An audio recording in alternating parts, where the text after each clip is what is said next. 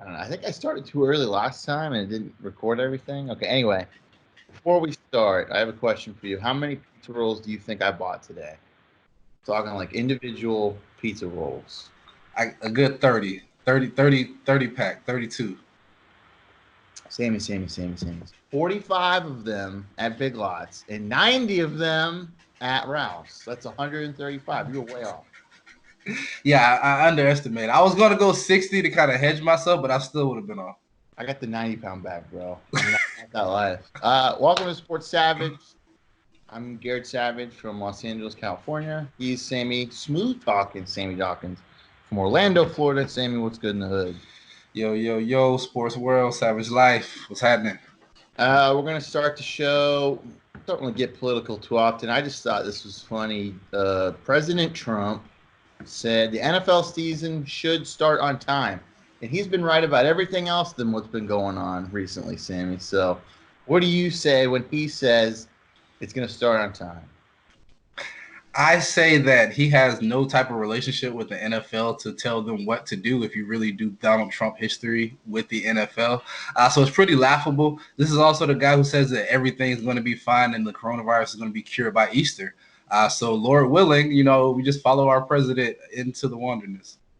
Yeah, it's ridiculous. I mean, other states have said, like California, for instance, they're like, if we don't get the all clear, we're not going to play football. We're not going to have anything. So it doesn't matter really what he thinks. I mean, it's good to be optimistic. I mean, there is a chance we could play. There's just not going to be any fans. Like, there's not going to be any fans for a long time, I think. Like, I could see the NFL starting in August, but there's just going to be no fans. I could easily see the NFL having a shortened, if not canceled, off season, which would cause enough ruckus between the teams and the owners and the managers to kind of take a look and be like, hey, do we really want to go into this without being able to be prepared? So money will always prevail. And one thing we have to understand about these companies, these sports franchises, is this TV money's already paid for. So the money's already spent and they have to produce a product to a certain extent. But health comes first. So I can kind of see society taking charge here and really pushing back the NFL, who I really believe have no plans on stopping. Yeah, I mean, I would like to see it. I just don't think we're going to have people people in stands for a while. So speaking about sports that may or may not play, NBA playoffs, they're still mulling over playing it. Players will probably be down because they're bored out of your mind. They're playing 2K on TV. Yeah, it's a whole lot of fun. But I don't know. I mean, I could, like I said before, they would play. There just wouldn't be anybody watching. I mean, if you had, a medical staff that was just a few people, not a bunch of people in and out, not that many people allowed to the games, like robotic cameras, stuff like that. And if they all cleared them to play, shortened playoffs, I don't know, maybe.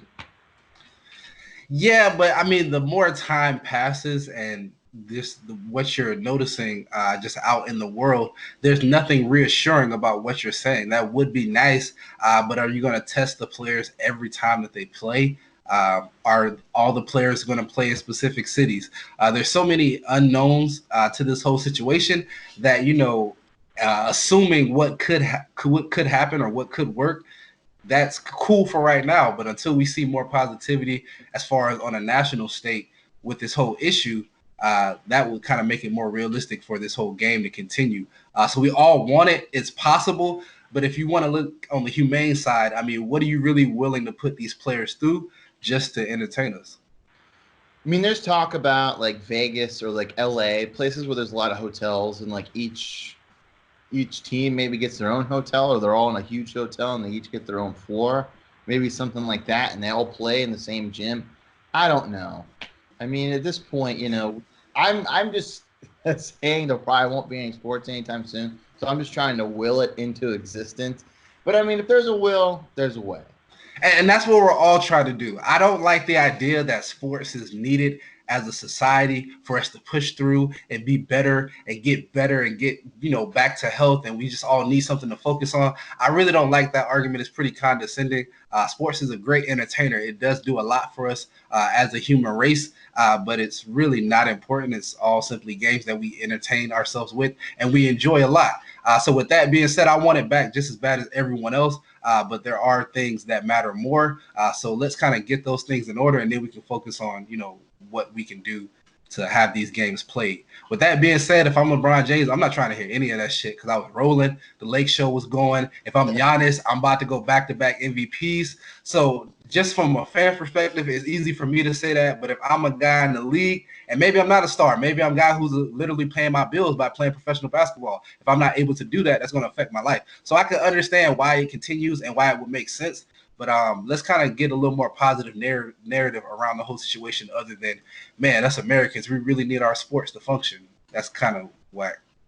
I just think it's nice. I can still function without it, but I wouldn't do it. All right, so we're going to get into the minutiae everyone else talks about. Joe Burrow, Tua. Hold on, I got this. Tua Tagovailoa. Tua Tagovailoa. So the last name, Tagovailoa, you can say Tung-O-Vailoa. I think that's how you say it. Tua Tagovailoa. I'm not going to question it. Say tongue first, and then you say O-H-O-V-A-E, Loa, L-O-A. There you go. Tua Tagovailoa. Anyway, there's been talk that that the Bengals might be fetching orders from other people, like the Finns. If the Finns want to give like 5 picks, 6 picks, all their picks, just to get what you know, Joe. Tua last year was probably a no-brainer at number 1. We've never seen anybody play like him before. I think it's injury bias now that we're like, well, maybe he's fragile. He's had a lot of injuries. But, I mean, when they were both at their peak, Tua was, I think, if not as exciting, more exciting as Joe. Even though LSU had the dream season, that was literally a season on EA Sports, NCAA football. Like some kid created Joe Burrow, put him into LSU. They win all the games, 14-0. I mean, it was literally a Hollywood script. Sammie, who would you take? Let's just say you got your choice, either or. Who you taking? I'm a Tua guy. Nothing against Burrow. I really like what he was able to do last year. You got to go out there and win the games, even if you have the talent around you. But it's just something about Tua. Ever since he was put into that national championship game, he galvanized the Crimson Tide. There's a lot to be said. They were heavy on the defensive side of the ball before Tua. You did have your Julio Joneses and your Amari Coopers. You had certain skilled players, but as far as offensive powerhouse or Alabama putting up points, that really wasn't happening with the consistency until Tua came through. So with that being said, I can see Joe Burrow having a Tua-like career as far as, reaching his ceiling in the NFL with the right situation. But for some reason, my hunch is just on the more mobile guy, on the more tested guy. And that's going to be, I'm not going to try to pronounce his name, but the starting quarterback for the Crimson Tide last year. Tua Tagovailoa. Tua. I'm probably saying it wrong. So by the numbers, and we're going to go by Tua's 2018 season when he played the full season. He had 3,966 yards, 43 touchdowns, only 6 picks, 69% completion rating. Joe Burrow, he had 5,671 yards with a 76.3% completion rate, 60 touchdowns, and 6 picks, a rating of 202.0, and Tua's rating was 199.5. I mean, Joe Burrow just had insane numbers because he had talent around him. And then people, I don't understand this argument where people are like, well, if he's got a bunch of talent around him, that doesn't mean he's that special. Yet, super talented people, like your Jordan Loves and all those people out there, they don't have any talent and they put up shitty stats. Oh, well, they're still putting, like, you can't have it both ways. So look, if you're given the keys to a Ferrari, you should know how to drive the Ferrari. That's all I'm saying. Yeah, no, that makes the most sense. And we can have it both ways. That's the whole point of being humans in life, is that we just have to have it both ways. But with that being said, a lot of people would get in that Ferrari and purchase it without knowing how to drive it at all. We'll just figure it out on the way. But to Burrow's credit, if you look at the caliber of defenses that he played in this 19 season versus Tua in that 18 season, he's played better defenses, even though they're both in the SEC. So there's a lot of things to like about Burrow, and not to say that I'm picking Tua over Burrow as an indictment on Burrow, just more so just what my flavor is. So I can see Cincinnati somehow fucking this up, though, because they are the Bengals. So they could trade down out of 1 and lose Tua before their pick comes in at 5 if they trade with Miami or whoever it is. So I can see them messing it up 1,000 different ways. Hopefully both of these guys end up in an opportunity where they can show their talent. And maybe if they don't go to places with so much talent around them, we'll be able to see who they really are. I don't know. The last time I remember these two quarterbacks that big, like, was Jameis and Mariota. They're like, which one's going to be the best? And they both kind of stink. I mean, Jameis is probably more talented, but none of them has really won anything. So maybe that draft is gonna age terribly. The Maestros catching a break from the MLB gods, because let's be honest, baseball, if it happens, it's going to be half a season. It might not even happen. Who knows at this point? But they're saying even if there isn't a season, the Astros ban still goes into effect, even though there is no season. As a Stros guy, I love it because it's a get out of jail free card. But as like a sports rational fan, that doesn't make any sense. I mean, neither does taking a title from a team that's already won it. But I mean, that's such a baseball move to say that we're gonna ban you. We're not gonna have a season, but the ban is still gonna count. So I don't really know how that works. It doesn't make any sense, but it's still such a baseball thing to do. Whatever. Go Stros. Go Cheaters. Go Cheaters. All right, so here we go. We're going to go into our next draft. No one told us who won the last draft. Pretty sure I won. I don't think so. You're not going to win this one either. Mock draft, sports babes. Sammie, I don't know. This took me a while because I knew who my number one was going to be. But it took me a while to get 2 and 3. Like, did you have it lined up like right away? Bing, bang, boom. I did not have it lined up. I had one in mind that I have an idea that you're gonna steal from me, but I came prepared. But this was a little more difficult than I thought it would be. Okay, here we go. So the 2020 mock draft, sports babes. The pick is in. Number 1. Didn't even have to think about it. Who do you think I'm picking, Sammie? Just take a guess. I'm going to say her brother played defensive end for the Miami Dolphins. Joy Taylor. She's the best. And here's why Joy Taylor's the best. I had no idea what Joy Taylor looked like back when I used to listen to like The Herd when he was, just on like podcasts and radio and stuff.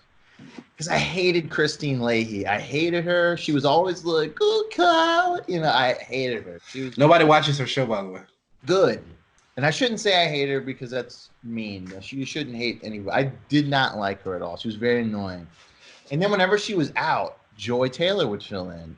And she sounded cool. She knew about sports, and she had good takes, like good opinions, not just like weird white chick rants.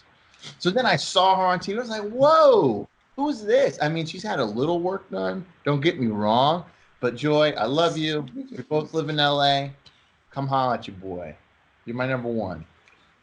You definitely stole Joy Taylor from me, but I mean, I can't blame you. I agree with everything you said. That's an amazing pick. And on top of her physical attractiveness, you can just listen to her give her takes all day, which makes you even that more attractive. So yeah, great. I mean, great pick. Thank you. All right, Sammie. Okay. So number 1, I am so confident in my picks. I'm so confident in my management team that we put together such a stacked draft class this year. I'm going to go with one that you may be familiar with, but I just know you're not going to have the names on the list that I do. So I'm going to go familiarity for my people out there. I'm going L. Duncan, ESPN, a little bit of a newbie. She talks about her kids, kind of, not a lot, but, it's so often to where she, maybe up there in that, MILF status possibly.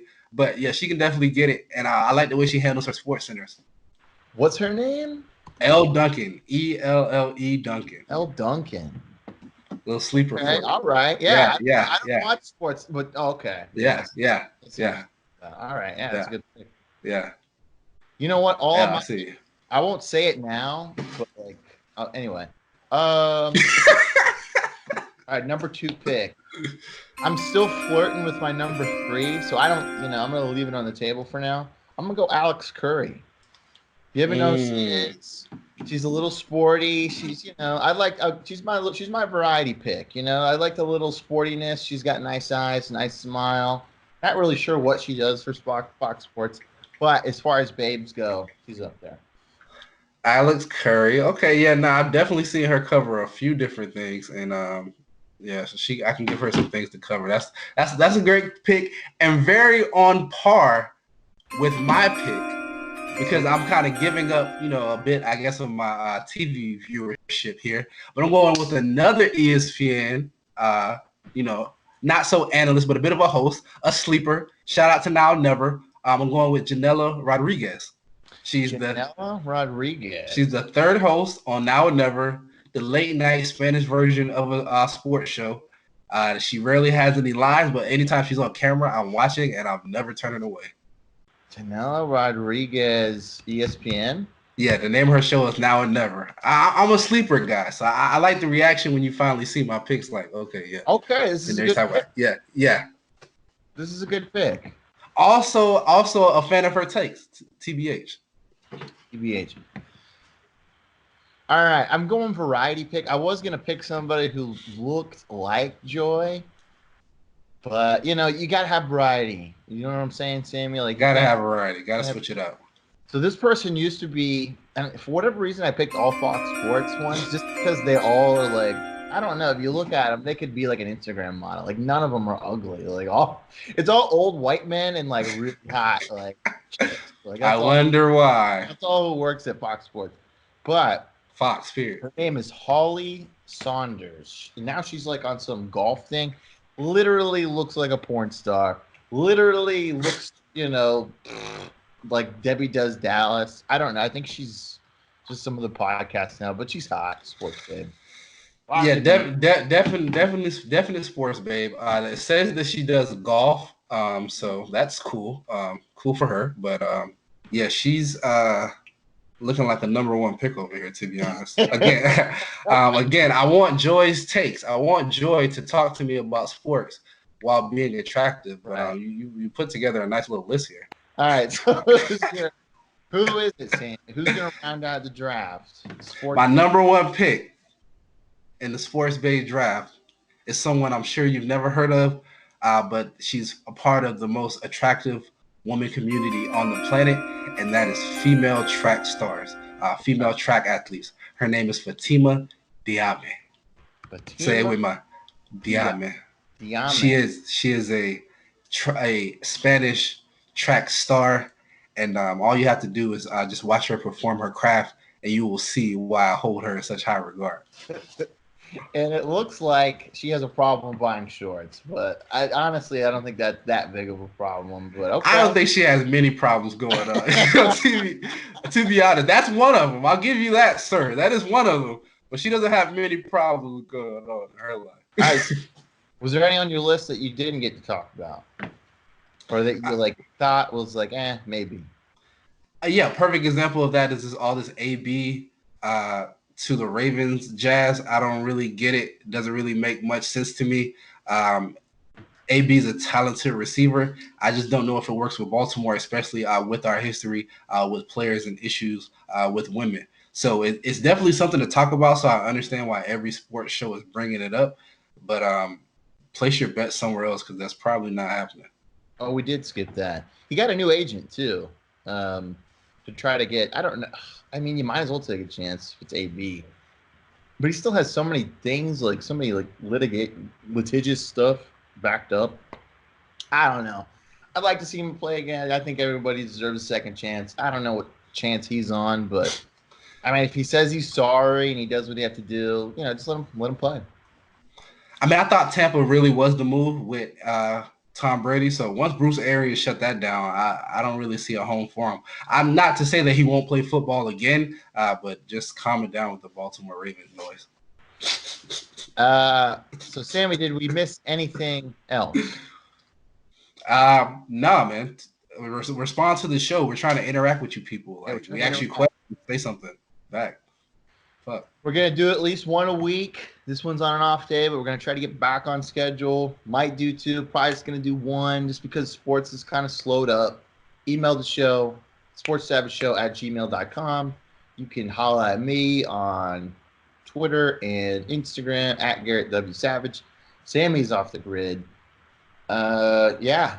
Sports, the NFL draft's coming up this month. They might span it out to 10 years just because they can. I hope they don't do that every day around shit. That's gonna take forever, and they shouldn't do it that way. They are. They're gonna try. It's gonna be like a fucking hour, or it's just gonna be like a huge like pregame show, then the draft, and then the reaction show. Oh, the three-game show is gonna be so long.